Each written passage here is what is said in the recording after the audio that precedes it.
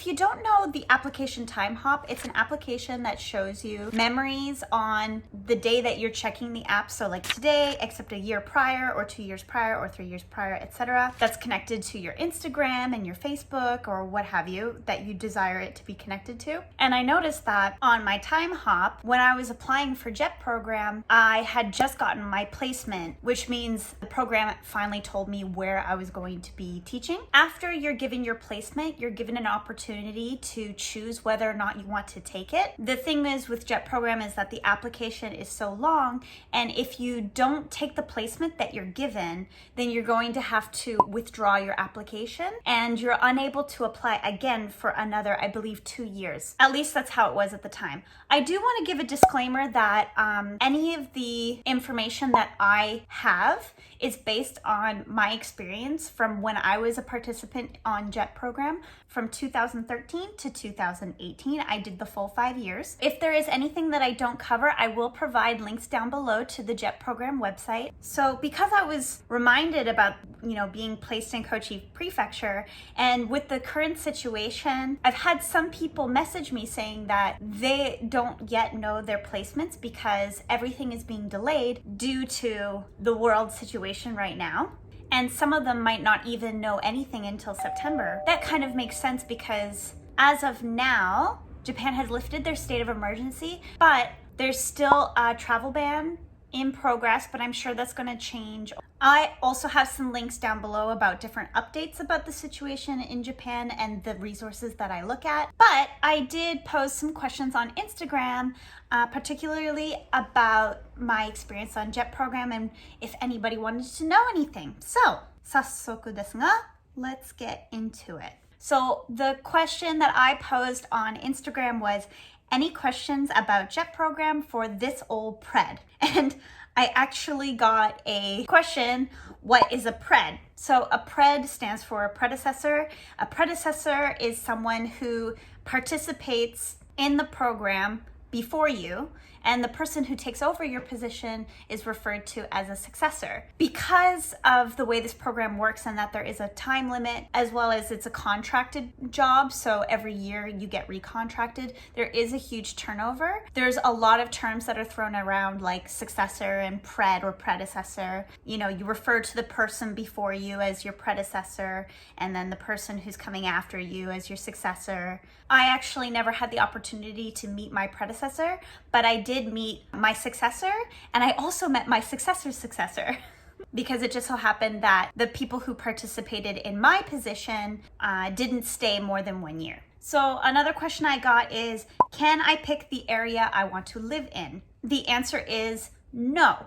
But you can make a request. So during the application process, they do leave a segment for you to request, I think up to 3 locations. So actually during my application, I requested for Tokyo.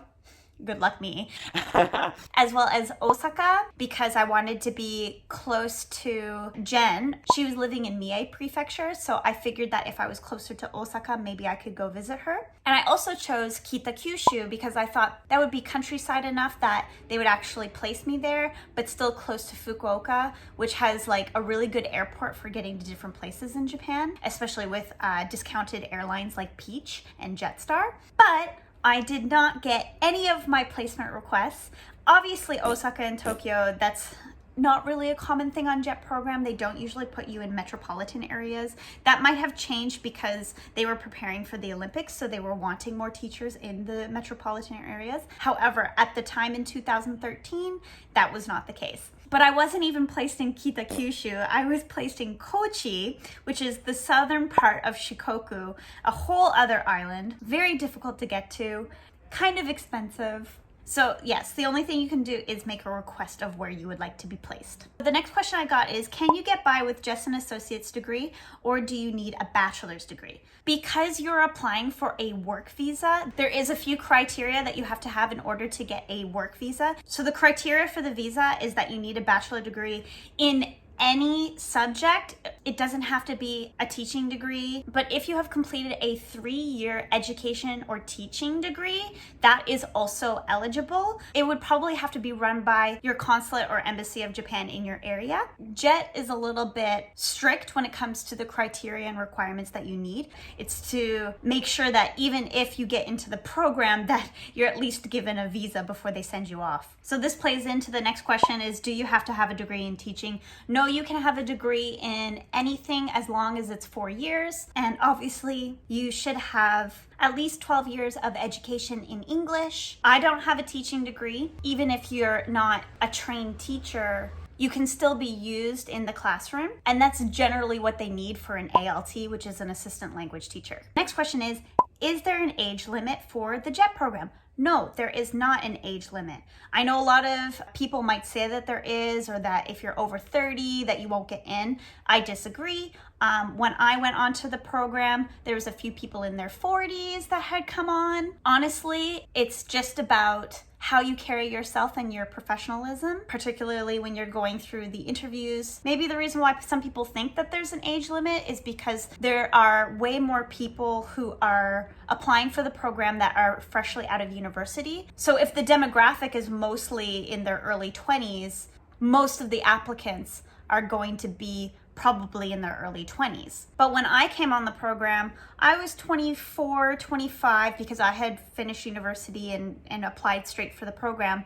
But a lot of the demographic that was with my group were actually in their 30s. And even on the JET program website, they say that there is no technical age limit. So I wouldn't hold back from applying just because you're maybe older. So the next question is, what is the chance of couples getting assigned to the same area? Brackets, not married. So if you are both applying for a JET program, honestly, I have my doubts that you're going to be put in the same area because it's also not very likely that you're both going to get in. There are hundreds of applicants, even in my kind of small town area of Canada, and thousands of applicants worldwide. If you and your both applied for a JET program, I wouldn't put all your eggs in one basket thinking that you'll both get in. And even if you both got in, you probably wouldn't be placed in the same area. So the best thing I would recommend to do is if one of you got into JET program, or even if both of you didn't get in, you can still go through other methods of getting to Japan. But say one of you did get in, I would say have one person go on JET program and then the other person can come afterwards and maybe try to find a job teaching with a different program. For example, Interact is another program that is similar to JET, but it's a private company as opposed to a government-sponsored program. So you can request with Interact positions in certain areas, and if you just told them that you didn't need accommodations, then they wouldn't worry. They would just probably try to find something closest to where you want to be, and you could base that on your partner's JET placement, because the JET placement that your partner gets, you won't be able to choose, but at least with Interact you could choose. To be fair, you can't choose where you teach at Interact, but you can at least ask for a certain area, so there might be a commute time. Next question. Did you do any prep for how to teach/lesson plan before landing in Japan? This isn't necessary, but I actually took a TEFL course before I went to Japan, but I did it even as I was applying for JET program. And what I got from that course was just how to make a lesson plan and how to manage a classroom. But I don't think it's really necessary because honestly, where you are eventually placed, you can't really know what to expect until you're there. And because if you are an assistant language teacher or an ALT, you have to base your classroom management skills on your dynamic with your JTE or your Japanese teacher of English. So how you work with your JTE is going to depend on your JTE. But the first thing that you tend to do when you start as an ALT in Japan is your Jiko Shokai lesson, which is the self-introduction lesson. It's the first lesson you do, and you'll do it multiple times for every single class. So having a really solid Jiko Shokai lesson is really important in my opinion, because it really sets up how it's gonna go for the rest of the year, because first impressions are so important. But that's something you can do when you first arrive. If you are a August departure, or even if you are a late July departure, you have a lot of time to get settled when you first arrive so that you can prepare your Jiko Shokai lessons. As for before landing in Japan, if there's anything that you feel like you have to prepare. Depending on your placement, you could be doing things like running English camps. You could be doing English club. If you bring something heavy like books, that will weigh your suitcase down. At least as far as I know, you're allowed 2 suitcases of 23 kilograms each. So you don't want to bring too much stuff that will weigh you down when you can purchase it later in Japan. So for example, I brought too many shoes and I ended up having to leave shoes at my hotel in Canada because I was overweight to go international. And that actually will lead me into the next question, which is, what did you bring? Did your apartment have furniture? As I explained before with the predecessor-successor relationship, after you find your placement, well, you might not get in contact right away, but after your predecessor gets permission to contact you, they will contact you and they should tell you about your position, the teachers that you're working with, and most of the information that you might be asking and wanting, because you'll be starting midterm, the fall semester between September and December. So your predecessor should have a lot of the information about the classes that you're teaching, the schedule that you'll generally have. It really depends what kind of ALT you are, because there are some ALTs that go to the same schools all the time, and there are some ALTs that have multiple schools. There is an expression, JET has like different terms like pred and successor, and there's also ESID, ESID, which is something you'll hear a lot when you're on JET program, which is every situation is different. This is because it really is like that. People can't really give you an outline of exactly what to do and exactly what to expect because they can only really talk about their situation. And I'll tell you, people love to talk about their situations.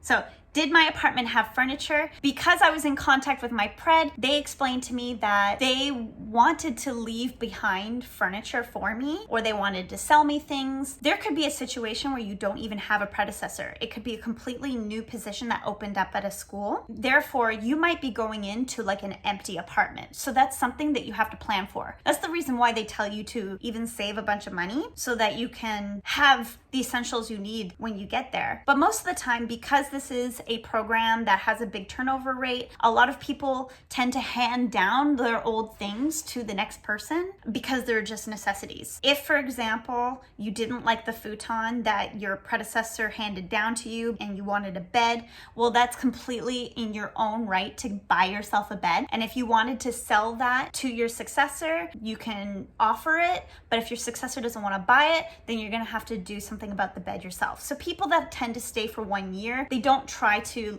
accumulate a lot of stuff and a lot of furniture because they know that they're going to have to either 1, get rid of it, or 2, hand it down to their successor. I had a lot of stuff handed down to me because there was years and years and years of accumulated stuff at my apartment. Some of it was junk. And I do have to say, some predecessors try to take advantage of their successors by selling their junk, because if they try to dispose of the junk that they have in their apartments themselves, they actually have to pay for it. Because in Japan, you can't just throw things away, especially if it's big furniture or big items. You actually have to pay for it. You have to pay the city to throw it away for you. But because a lot of people don't know that going in, it can create an opportunity for some predecessors to take advantage of their successors. And it's kind of like, give me all this money so that you can have all this stuff and you'll be ready to arrive here and have everything all set for you. Lucky you. But in actuality, you're helping them out because then they don't have to find a way to get rid of their stuff. If you can follow my train of thought here. It says here, are people with families or children eligible for JET program? Yeah, so I do know that if you are married, you're still eligible for JET program because you can bring your spouse in on a dependent visa. So because you have a work visa, you can actually bring your dependent and then they would apply for a dependent visa because they are dependent on you. So couples are treated the same way as every other applicant, which is the strength of their application and how they do in the interview. To go back to the partner that's also applying, if you are both successful candidates, which personally I think is pretty rare, JET program says that they will make efforts to at least place you in nearby organizations. So for example, maybe a similar board of education, but perhaps different schools, or it could be like a neighboring prefecture, so it's not too far away. All they can do is try, but that doesn't necessarily guarantee, because where you're placed might depend on the turnover from the previous contract. So if there's not a lot of people turning over, it might be difficult difficult to put too many placements in one area. So I don't have kids myself, but looking at the different websites and the forums, it seems that when you have kids, or if you have kids, they'll treat it like if you have a spouse. So they would probably come on a dependent visa. And I do believe based on that you will be able to bring them. And then I guess you would just enroll them into either childcare if they're very young, or school in the area that you are placed. And how does housing work? So again, this is going to bring up ESID, ESID, every situation is different. A lot of the time on JET program, because you're contracted to a board of education, usually, a lot of the time you will be placed into either teacher housing, or I heard with some bigger cities, they place you in these kind of cheaper apartments, like the Leo Palaces. I wasn't in a Leo Palace, but I had friends that were, because we were in different board of educations. But I was placed into teacher housing, which is just basically where teachers tend to live, because at any point, teachers might be shuffled around the prefecture. Sometimes when March, April comes around, a teacher might be relocated to another part of the prefecture, especially if you are in a board of education that is prefectural. And depending on how new the apartment is or how old the apartment is, will also depend on how much you have to pay for rent. So my first apartment when I was first placed in Kochi Prefecture was very, very old. So it was very, very cheap. It was about 9,000 yen a month. Very cheap, very easy to save money. However, it was very old. I had friends that had to pay maybe more, but if you look at your contract, and you should look at your contract, according to the JET program, you can ask your board of education